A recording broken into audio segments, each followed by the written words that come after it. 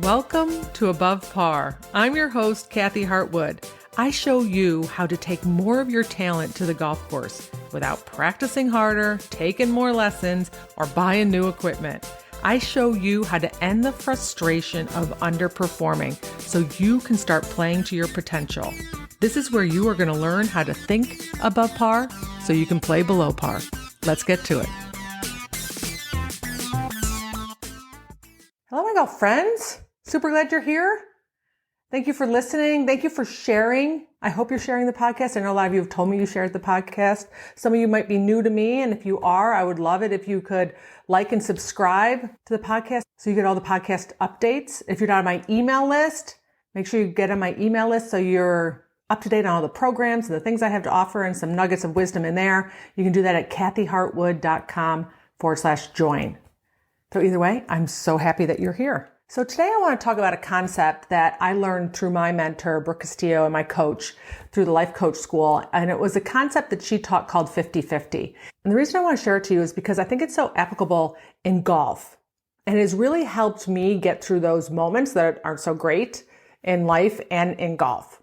And when you can get your head around this, it's a way of just not fighting what's happening. It's not fighting the ups and downs of golf. It's more surrendering to the game and the process and enjoying it and making the most of it instead of us getting in our own way. So this is basically the concept that life and golf are 50-50, which means 50% positive and 50% negative. And initially, a lot of people will fight this concept of, I don't want to spend half of my life in the negative. And the concept is that we're going to have moments. It's just kind of surrendering to the fact that not everything is going to be positive in our life.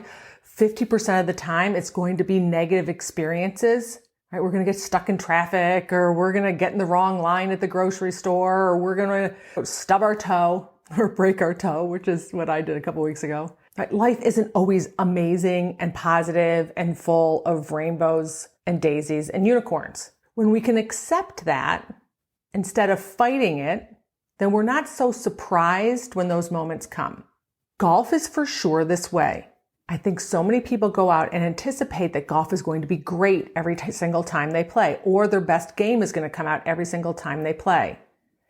And if you teed off expecting that the game is going to be 50-50, you're going to have some good shots, you're going to have some bad shots, you're going to have some good breaks, you're going to have some bad breaks. Then when the negative 50 happen, right, we don't feel like the rug got pulled out from underneath us. We're not being a victim to it. We're not saying, why me? I think Tom Hoge a couple weeks ago in the Players Championship was a great example of this, right? He shot 78-62. That's a 16-shot swing. It can be days like that where all of our negative things come out at one round and all of our positive things come out in another round.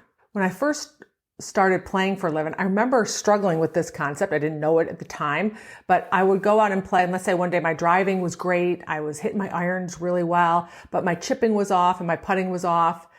And then the next day I go out and I couldn't drive it very well. And my irons were just fair. My fairway woods were horrible, but I chipped and putted great. And then the next day it would be a totally different combination. And I just go like, why can't they all come together at the same time? Why can't they all be on point on the same day? Right? That's a 62 for Hoge. That's what that is. And when they're all off, if they all line up and they're off, that's the 78. And that happens to us. And when we surrender to the fact that that's going to happen, then we don't fight against the game. We don't argue with the game. We don't become a victim to the game. So the other point that I want to make is that just because I'm sharing this concept of 50-50 with you, and whether this is with golf or whether in life, that doesn't mean that we spend 50% of our time in a negative emotion or a negative place. The amount of time you spend in that negative emotion is totally up to you. Whether the negative things are going to happen is part of life, right? So for instance, you could get stuck in traffic, which would be a negative 50-50 for most people, unless you're trying to avoid a meeting, which you're going to be late for. But that would be on the negative side for most people. How long you stay miserable in the car is totally up to you. My daughter, I had 3 kids in 3 years, 3 daughters in 3 years, and we take them in to get shots. And my daughter, Charlie, hated shots, like freak out, panic attack kind of shots. And I remember taking her to the pediatrician, and the nurse walks in and she's just super happy, very cheerful.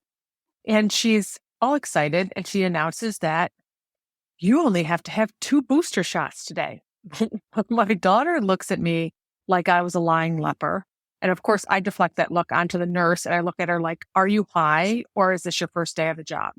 Right. So now I'm thinking instantly of where are all the exits and how do I bar them from her running out of the building? So the nurse walks out. My daughter's gone white. I follow her out. I tell her, you're going to need 4 people to hold her down to give her a shot now that you just announced that out loud. They're like, she's freaking out. And she's probably 7 or 8 or something like that. So I walk back in and she has one leg out of this transom window that's 4 feet wide by about 1.5 feet high. She's cranked it open. She's got one leg out. She's going to escape. And the fall is about 12 feet down to the pavement.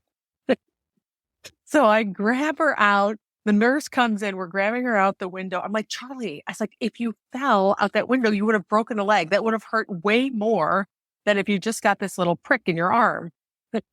She goes, I don't care. I don't want to have the shot. So needless to say, we got that done. It was horrible for her, right? She was unnecessarily suffering. And then in contrast, I have my middle daughter goes in, and of course, none of them like shots when they're little, for sure. But the nurses came in, they had this tactic going with one rubbed alcohol swab on the one arm and they gave her a shot in the other one. And her misery lasted maybe 15 seconds. Both had the same experience. Both had that same negative experience of getting a shot. One made it huge and suffered for a very long time in a negative, panicky, high anxiety place. And the other one, it took like 15 seconds. I still get yelled at to this day. But how did I know any better? I was like, I'm sorry. I had too many kids in a short amount of time. I couldn't keep your shot record straight. I would have given you a heads up and a warning. Actually, I would not have given her a heads up and a warning going into the doctor's office because I never would have got her into the car. It's like good to know she actually graduated college with a blood donation badge or honor. So that turned around. She did a 180 on the needle thing. But my whole point of my story is that's an example that perhaps you could relate to if you had children and getting shots, or just understanding that they're both the same experience. They're both the same negative experience. How long and how much we suffer is totally in our control. So because we're going to experience negative things on and off of the golf course, doesn't mean that we have to stay in a negative emotion that long. That's the part where you have control. That's the part where you have agency. You get to decide what you want to think about it. You get to decide what you want to feel about it. But the more we fight against it, that it shouldn't be happening, the worse we make it. Right? So in golf, this could be that you're just struggling. Maybe you're hitting a lot of odd shots that day. And we can make it so much worse when we think something's gone horribly wrong. My game is off. I'm never going to figure it out. Woe is me. Or we just accept that that's part of golf and not make it a big deal. And then figure out what we can do from there. Come up with a new plan. Come up maybe with a new strategy to get yourself around the golf course. And this is the biggest point, is that we want life and golf to be 50-50. We need it to be 50-50. We need the contrast. We need the contrast of the negative so we know what a positive thing is, a positive moment is. We need to know what hopelessness feels like so that we know hope when it comes up. We need to be able to feel doubt so that we can feel certainty and confidence. We need to know what a bad shot is, so therefore we know what a good shot is. We want the contrast of playing with people we don't care about so that when we play with people, we recognize who we enjoy playing with. And we get attracted to people who we enjoy spending time with. You see, most people try and avoid negative emotions and negative experiences. But when you do that, you only get the contrast of it on the positive side.